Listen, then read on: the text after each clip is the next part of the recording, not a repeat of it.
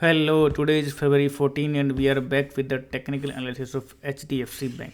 कुछ दिन पहले मैंने HDFC बैंक का टेक्निकल एनालिसिस पोस्ट किया था, तब हम इन लेवल्स के आसपास थे। तो उसको अभी लगभग एक मंथ बीत चुका था। हम देखते हैं अब लेटेस्ट क्या डेवलपमेंट हुए हैं, जो हमारा एनालिसिस था वो कितना करेक्ट था और अभी हम इस स्टॉक में क्या कर सकते हैं। ये मैं यहाँ पे शो कर रहा हूँ एक HDFC बैंक का चार्ट 2007 से स्टार्ट करके ऑलमोस्ट 18 ईयर्स का चार्ट है। यहाँ पे इस चार्ट को दिखाने का मेरा मोटिव है कि इंस्टीट्यूशंस की पोजीशंस को देखना है कि कहाँ पर इंस्टीट्यूशंस ने बल्क में पोजीशन इनिशिएट की है, जो हम पहचान सकते हैं with the help of volume. Volume एक सबसे बड़ा टूल हो सकता है ट्रेडिंग में, अगर आप इसको अच्छे से रीड करना सीख जाएं। Volume alone is very much confusing, but अगर हम इसको कंबाइन करते हैं विद प्राइस तो ये हमें बहुत अच्छी इन्फॉर्मेशन देता है। तो धीरे धीरे हम इस चैनल पे वॉल्यूम और प्राइस के बारे में डिटेल में बात करने वाले हैं। तो यहाँ पे हम देखते हैं कि सबसे पहले हमें यहाँ पे 2008 की क्राइसिस में यहाँ पे इंस्टीट्यूशंस की पोजीशन देखने को मिली थी कि जो हमें वॉल्यूम इंक्रीज से हम देख सकते हैं। सेकंड टाइम उसके बाद फिर हमें देखने को मिली कोविड के अंदर, और अब लेटेस्ट फिर से हम उसी तरीके का कुछ उससे भी इंक्रीज वॉल्यूम यहाँ पे देख रहे हैं। तो यानी इंस्टीट्यूशनल एक्टिविटी यहाँ पे जरूर हो रही है, और वो एक्टिविटी क्या हो रही है, बाइंग हो रही है कि सेलिंग हो रही है, उसको हम आइडेंटिफाई करेंगे with the help of price movement. और एक और इसमें चीज़ देखने वाली कि ये जब प्राइस हमारा अप ट्रेंड में था इतने लंबे पीरियड के लिए, तो इस अप ट्रेंड का रीज़न क्या था कि यहाँ पर इंस्टीट्यूशंस ने पोजीशन अपनी होल्ड करके रखी थी, ना कि उसको मार्केट में रिलीज़ किया। यानी कि सप्लाई मार्केट से गायब थी। कहीं कहीं हमें ओकेजनली इंक्रीज देखने को मिला, बट वो एक 1 डे 1 वीक की सेलिंग थी, ना कि कंसिस्टेंट सेलिंग।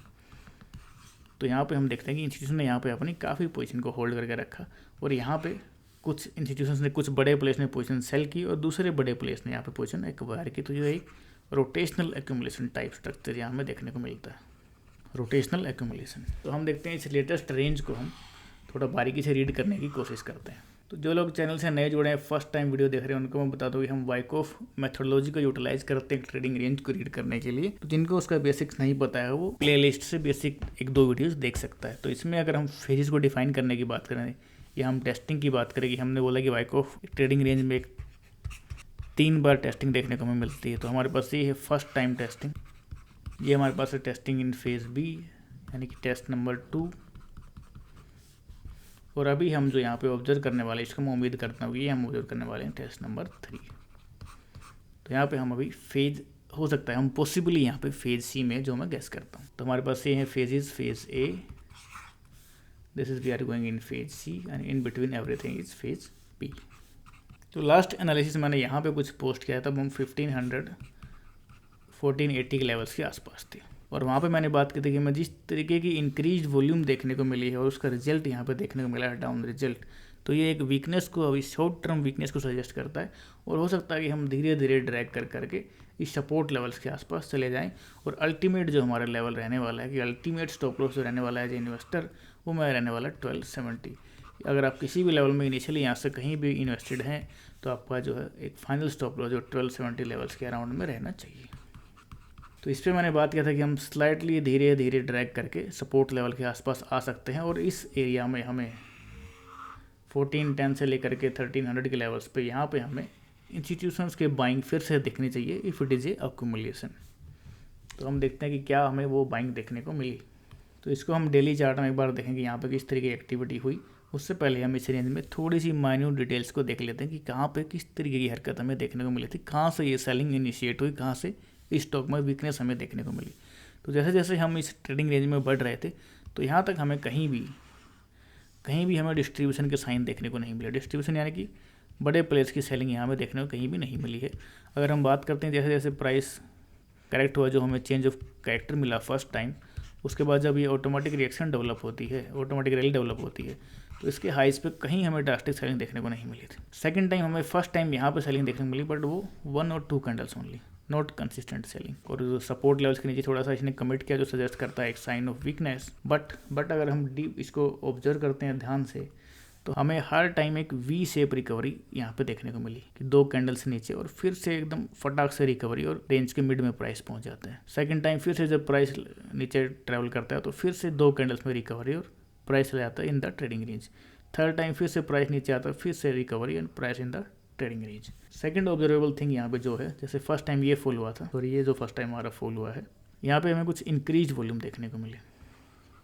सेकंड टाइम इसकी टेस्टिंग में मैंने आपको बताया था कि काफ़ी वीडियोज़ में, कि जब भी हमें ड्रामेटिक फॉल देखने को मिलता है, इंक्रीज इन वॉल्यूम देखने को मिलता है, तो हम चाहते हैं कि उसका एक सेकेंडरी टेस्ट हो और वो सेकेंडरी टेस्ट एक हायर लो होना चाहिए प्रेफरेबली, और डिमिनिश्ड वॉल्यूम हमें वहाँ देखने को मिलनी चाहिए, ताकि डिमिनिश्ड वॉल्यूम क्यों, क्योंकि मैं वहाँ पर देखना चाहता हूँ कि सप्लाई वहाँ पे अब रिड्यूस हो गई है। तो इन 3 कैंडल्स का जो सेकेंडरी टेस्ट है इस लेवल्स का, तो इसको हम देखते हैं कि कहीं यहाँ पे वॉल्यूम जो है कम हुई है। तो ये हम यहाँ से मैं उम्मीद करता हूँ एक रैली यहाँ से हमें मिलनी चाहिए। तो इसके बाद जो रैली मिली है मुझे बॉटम हाफ में, अगर हम रैली को देखते हैं तो एक रैली को देखने का मैंने आपको तरीका बताया था कि रैली को देखने के लिए बहुत से पॉइंट हो सकते हैं। जैसे रैली स्टार्ट करती है, स्टार्ट की इनिशियल पुश कैसा है, 1 पॉइंट। सेकंड पॉइंट जो इनिशियल पुश है यानी कि in the form of volume, कि वहाँ से कैसी स्मूथ रैली ट्रैवल करती है, क्या प्राइस में कोई रेजिस्टेंस है या हमें अच्छे कैंडल्स देखने को मिलते हैं, यानी कि स्प्रेड किस तरीके का है, क्लोज टू क्लोज प्रोग्रेस किस तरीके की है कैंडल्स की। Third, with in A rally reactions किस तरीके डेवलप होते हैं। जैसे इसमें हम देखते हैं फ्लैट फ्लैट फ्लैट, एक रिएक्शन ये मेरा डेवलप होता है सिर्फ। अगर हम इसमें सेम चीज़ हम इसमें कंपेयर करते हैं फ्लैट फ्लैट फ्लैट, तो कोई रिएक्शन डेवलप नहीं होती, बल्कि यहाँ पे एक अच्छी डीप रिएक्शन यहाँ पे डेवलप होती है। फोर्थ, वो रैली रेजिस्टेंस लेवल के ऊपर कमिट कर पाती है कि नहीं, तो उस रेजिस्टेंस लेवल के पास कितना देर तक सस्टेन करती है, उसके ऊपर सस्टेन करती है। तो ऐसी बहुत सी चीज़ें हैं। और सिक्स्थ है कि उसके अंदर किस तरीके की डिमांड, क्वालिटी ऑफ डिमांड और सप्लाई क्या है। तो ये बहुत सी चीज़ें हैं जिनको हम नोटिस कर सकते हैं एक रैली के थ्रू, जो डिटेल कंप्लीट टॉपिक है, बट हम इसी पे रहते हैं अभी HDFC बैंक के ऊपर। तो फर्स्ट टाइम मुझे यहाँ पे जब हम देखते हैं तो इनिशियली यहाँ पे कहीं ना कहीं हमें डिमिनिश्ड डिमांड यहाँ देखने को मिली थी in the second half average demand. और जैसे ही हम इस लेवल पे आते हैं तो इसमें एक ध्यान देने लायक चीज़ ये है कि प्राइस काफ़ी टाइम तक रेजिस्टेंस लेवल के ऊपर, रेजिस्टेंस लेवल के पास होल्ड करता है, तो एक पॉजिटिव साइन था प्राइस के लिए। बट यहाँ पे हम देखते हैं इंक्रीज इन वॉल्यूम, कि सडनली ऐसा क्या हो गया कि जब हम एक्सपेक्ट कर रहे थे कि यहाँ से हमें एक ब्रेकआउट मिल जाना चाहिए और वहाँ पे हमें इंक्रीज वॉल्यूम देखने को मिली।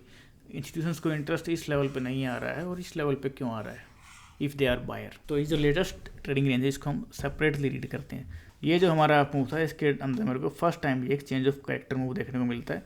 तो अगर इससे मैं हॉरिजॉन्टल रेंज ड्रॉ करता हूँ कि ये मेरा एक नया ट्रेडिंग रेंज, तो अब हम इस ट्रेडिंग रेंज को रीड करने की कोशिश करते हैं सबसे पहले। तो ये जो मेरी ट्रेडिंग रेंज है यहाँ पे हम देखते हैं कि ये मेरे को एक क्लाइमेक्टिक मूव टाइप देखने को मिला था, और लोकली इंक्रीज वॉल्यूम भी यहाँ पे देखने को मिलती है। In the change of character first time यहाँ पे इंक्रीज वॉल्यूम, जो सजेस्ट करते हैं कि यहाँ पे सेलिंग इनिशिएट हुई है, और ऑटोमेटिक रैली सिर्फ एक टेम्परेरी कमिटमेंट अबो रेजिस्टेंस लेवल। और जब इस रेजिस्टेंस लेवल के ऊपर प्राइस रेजिस्टेंस लेवल के पास में प्राइस जाता है तो हम देखते हैं कि यहाँ पे वॉल्यूम एक्टिविटी इंक्रीज कर जाती है।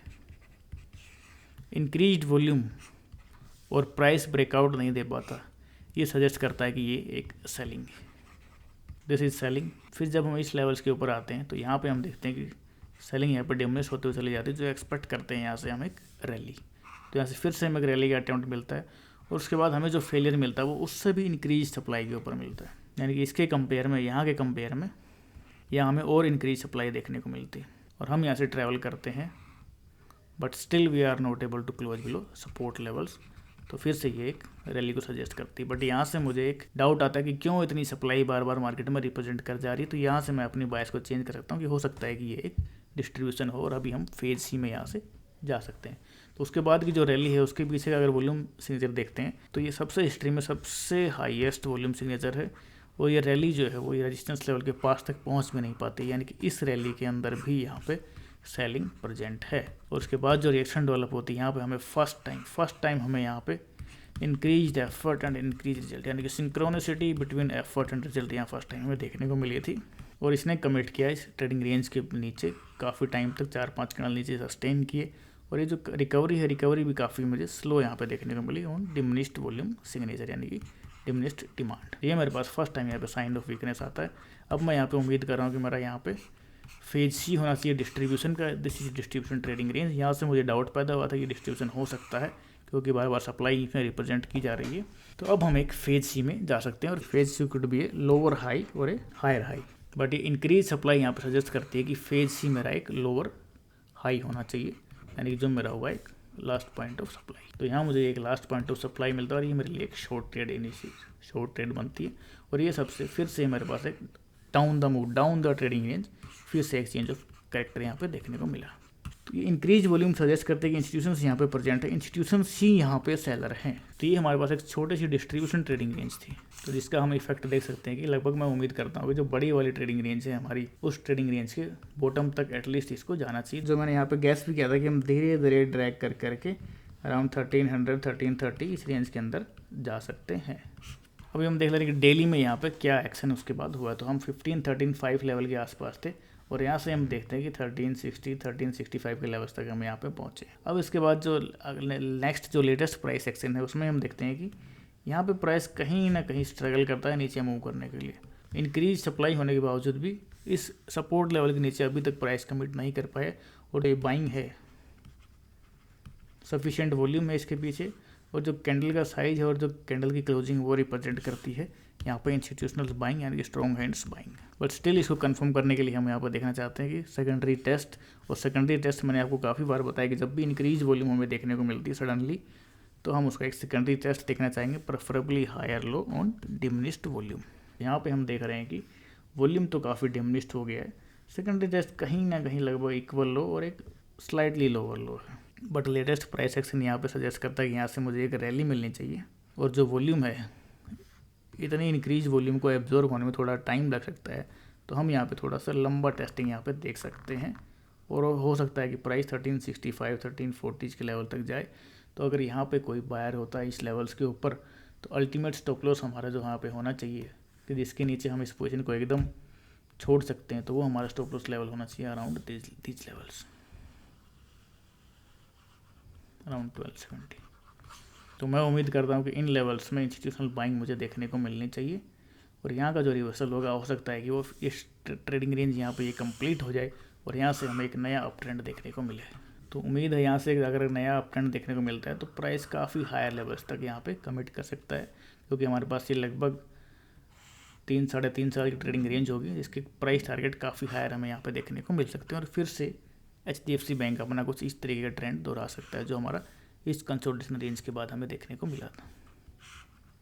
फिर से एक सेकंड कंसोलिडेशन रेंज और फिर से प्राइस ऊपर देखने को मिला, तो फिर से वो एक्टिविटी अब की बार जो हमारे पास जो रेंज है वो इनसे कहीं ना कहीं लंबी है, काफ़ी लंबी है इनके कंपेयर में, तो हमें जो है वो प्राइस प्रोग्रेस भी काफ़ी अच्छी देखने को मिल सकती है कंपेयर टू दीज लेवल्स।